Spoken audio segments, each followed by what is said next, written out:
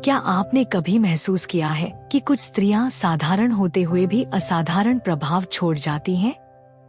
उनके शब्दों में शोर नहीं होता, फिर भी आत्मा हिल जाती है। उनकी उपस्थिति में डर नहीं होता, लेकिन शैतान बेचैन हो जाता है। आज हम उसी रहस्य को खोलने जा रहे हैं। जब पवित्र आत्मा किसी स्त्री पर कार्य करता है, तब ऐसा कौन सा बदलाव आता है जो सब कुछ बदल देता है? पवित्र आत्मा और स्त्री का रिश्ता साधारण नहीं होता। यह केवल धार्मिक भूमिका या सेवा तक सीमित नहीं रहता, बल्कि यह आत्मा की गहराई में होने वाला एक ऐसा संबंध है जिसे शब्दों में पूरी तरह बांधा नहीं जा सकता। जब पवित्र आत्मा किसी स्त्री के जीवन में कार्य करना शुरू करता है, तो वह पहले उसके बाहर नहीं बल्कि भीतर प्रवेश करता है। वह उसके विचारों, भावनाओं और आत्मिक संवेदनाओं को छूता है, क्योंकि स्त्री का स्वभाव ही ग्रहणशील होता है। यही ग्रहणशीलता इस रिश्ते का पहला रहस्य है। स्त्री दिल से महसूस करती है और पवित्र आत्मा दिल से ही बात करता है। जहाँ बहुत लोग केवल सुनते हैं, वहाँ स्त्री महसूस करती है। और जब पवित्र आत्मा किसी को महसूस कराना शुरू करता है, तब वह व्यक्ति केवल ज्ञान नहीं बल्कि बोझ उठाने लगता है।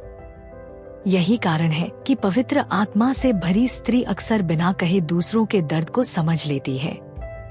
इस रिश्ते का दूसरा रहस्य यह है कि पवित्र आत्मा स्त्री को पहले तोड़ता नहीं बल्कि उजागर करता है। वह उसकी कमजोरी दिखाता है ताकि वह स्वयं पर निर्भर ना रहे। वह स्त्री को यह सिखाता है कि उसकी ताकत उसके आंसुओं को छुपाने में नहीं बल्कि उन्हें परमेश्वर के सामने रखने में है। यही वजह है कि आत्मा से जुड़ी स्त्री भीतर से कोमल होती है, लेकिन आत्मिक रूप से बेहद मजबूत। पवित्र आत्मा और स्त्री के रिश्ते में एक अनोखा संतुलन होता है। स्त्री स्वभाव से संबंधों में जीती है और पवित्र आत्मा उसे सिखाता है कि कौन सा संबंध उसे ऊपर उठाएगा और कौन सा उसे रोक देगा। इसलिए जब आत्मा कार्य करता है, तो कई बार स्त्री को अकेलेपन से गुजरना पड़ता है। यह अकेलापन दंड नहीं होता बल्कि शुद्धिकरण होता है। यह भी एक गहरा रहस्य है कि पवित्र आत्मा स्त्री को आवाज से पहले मौन सिखाता है। वह उसे हर बात का जवाब देना नहीं सिखाता बल्कि सही समय तक प्रतीक्षा करना सिखाता है। यही कारण है कि आत्मा से भरी स्त्री ज्यादा बोलती नहीं, लेकिन जब बोलती है तो शब्द सीधे आत्मा को छूते हैं। उसके शब्द अनुभव से निकलते हैं, प्रदर्शन से नहीं। इस रिश्ते में पीड़ा भी शामिल होती है, क्योंकि जब पवित्र आत्मा किसी स्त्री को उपयोग करने वाला होता है, तो वह उसे भावनात्मक रूप से परिपक्व करता है। वह उसे टूटे रिश्तों, गलत समझे जाने और त्याग के अनुभवों से गुजारता है। लेकिन यह सब उसे खत्म करने के लिए नहीं बल्कि गहराई देने के लिए होता है। यही वह प्रक्रिया है जहां स्त्री केवल संवेदनशील नहीं बल्कि विवेकी बनती है। एक और रहस्य यह है कि पवित्र आत्मा स्त्री को पहले दूसरों के लिए प्रार्थना करना सिखाता है। खुद के लिए बाद में वह उसके भीतर मध्यस्थ की आत्मा रखता है। वह रातों को जागकर रोती है, बिना यह जाने कि वह किसके लिए रो रही है। लेकिन स्वर्ग जानता है कि उस स्त्री की प्रार्थनाओं से कितने जीवन सुरक्षित रहते हैं। कई बार वे खुद से पूछती है कि क्या उन्होंने कोई गलती कर दी है या क्या वे परमेश्वर से दूर हो गई है। लेकिन सच्चाई अक्सर इसके बिल्कुल उलट होती है। कैथन कोहलमान कहा करती थी कि पवित्र आत्मा किसी व्यक्ति को ऊंचा दिखाने नहीं आता बल्कि उसे पूरी तरह समर्पित बनाने आता है। जब पवित्र आत्मा किसी स्त्री पर कार्य करता है, तो वह उसे भीड़ से अलग कर देता है और यही अलगाव आगे चलकर उसके जीवन में संघर्ष को जन्म देता है, क्योंकि आत्मिक अलगाव हमेशा परीक्षा के साथ आता है। शैतान साधारण स्त्री से नहीं डरता, वह उस स्त्री से डरता है जो पवित्र आत्मा के साथ चलना सीख चुकी होती है। इसलिए जैसे ही पवित्र आत्मा किसी स्त्री को आत्मिक रूप से जागरूक करता है, वैसे ही उसके जीवन में विरोध, रुकावटें और गलतफहमियां बढ़ने लगती है। यह कोई संयोग नहीं होता बल्कि आत्मिक युद्ध की शुरुआत होती है। जब पवित्र आत्मा किसी स्त्री पर कार्य करता है तो सबसे पहला बदलाव उसके भीतर की चुप्पी का टूटना होता है।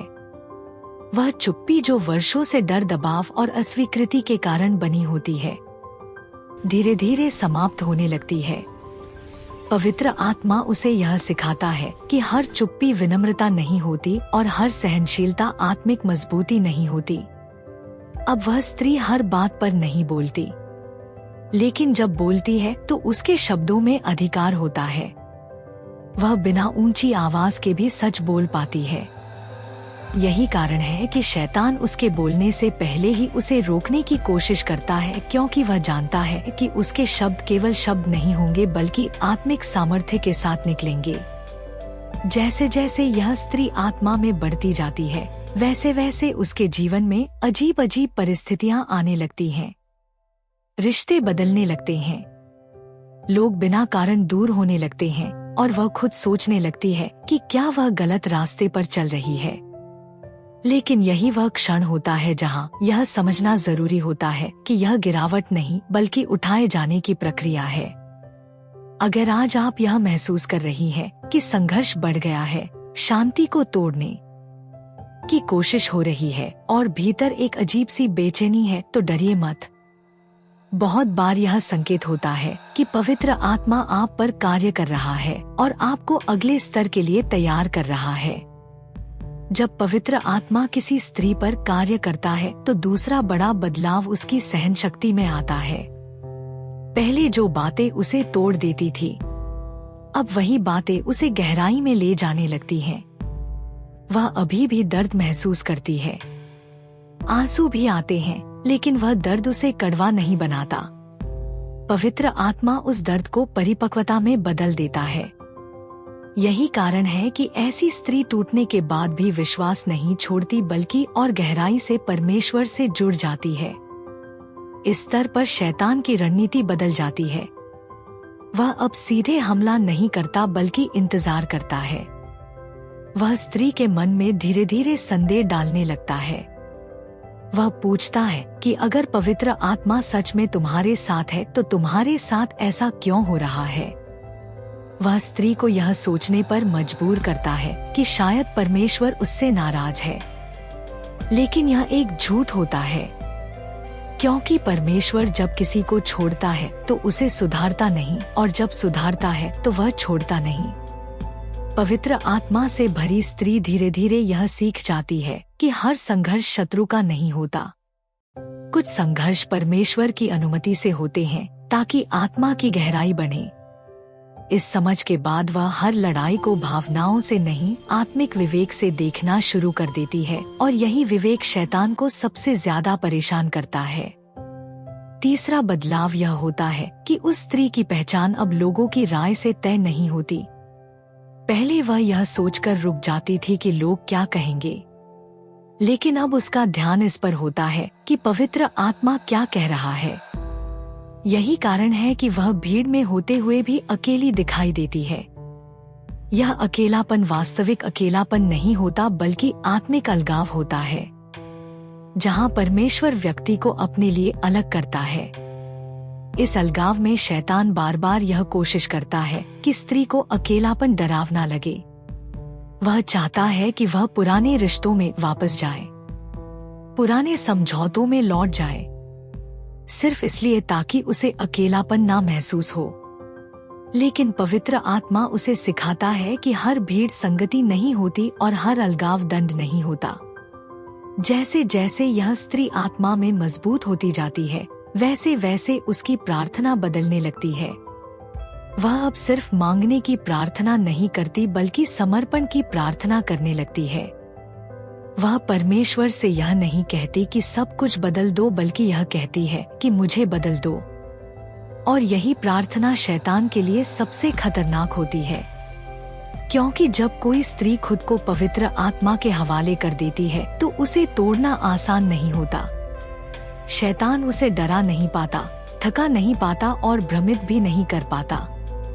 वह जानता है कि ऐसी स्त्री गिर भी जाए तो घुटनों पर गिरेगी और घुटनों पर गिरने वाली स्त्री को कोई हरा नहीं सकता। अगर आज आप यह महसूस कर रही हैं कि आपकी प्रार्थनाएं बदल रही हैं, आपकी सोच गहरी हो रही है और आप पहले जैसी नहीं रही तो समझ जाइए कि यह बदलाव संयोग नहीं है। यह पवित्र आत्मा का कार्य है जो आपको धीरे धीरे उस स्थान पर ले जा रहा है जहां आपका जीवन सिर्फ आपके लिए नहीं बल्कि दूसरों के लिए भी आशीष बनने वाला है। जब पवित्र आत्मा किसी स्त्री पर कार्य करता है और वह सहन शक्ति, विवेक और समर्पण में बढ़ जाती है, तब शैतान अपनी आखिरी और सबसे चालाक रणनीति अपनाता है। वह अब बाहरी परिस्थितियों से नहीं बल्कि भीतर की आवाज से हमला करता है। वह उस स्त्री के मन में यह फुसफुसाहट डालता है कि अब तुम बहुत बदल गई हो, लोग तुम्हें समझ नहीं पाएंगे, तुम्हारी यह गहराई तुम्हें अकेला कर देगी। लेकिन यह आवाज पवित्र आत्मा की नहीं होती, यह डर की आवाज होती है। पवित्र आत्मा से भरी स्त्री इस चरण में यह सीखती है कि हर आवाज उसकी नहीं होती। वह हर विचार को स्वीकार नहीं करती बल्कि परखना सीख जाती है। यही वह बिंदु होता है जहां आत्मिक अधिकार जन्म लेता है। अब वह प्रतिक्रिया में नहीं चलती बल्कि निर्देशन में चलती है। वह जान जाती है कि कब बोलना है और कब मौन ही सबसे बड़ा उत्तर होता है। इस स्तर पर एक गहरा परिवर्तन होता है। अब वह स्त्री दूसरों को प्रभावित करने के लिए नहीं जीती बल्कि दूसरों को ढोने के लिए जीती है।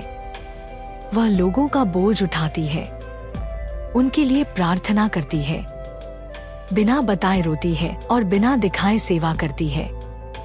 यही वह आत्मिक सौंदर्य है जिसे दुनिया नहीं देख पाती, लेकिन स्वर पहचान लेता है। शैतान इस स्त्री से इसलिए हार जाता है क्योंकि वह अब किसी पर पहचान या मान्यता पर निर्भर नहीं रहती। उसकी पहचान अब पवित्र आत्मा में जड़ पकड़ चुकी होती है।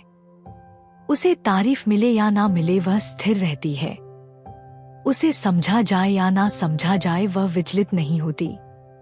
यही स्थिरता शैतान को सबसे ज्यादा कमजोर करती है।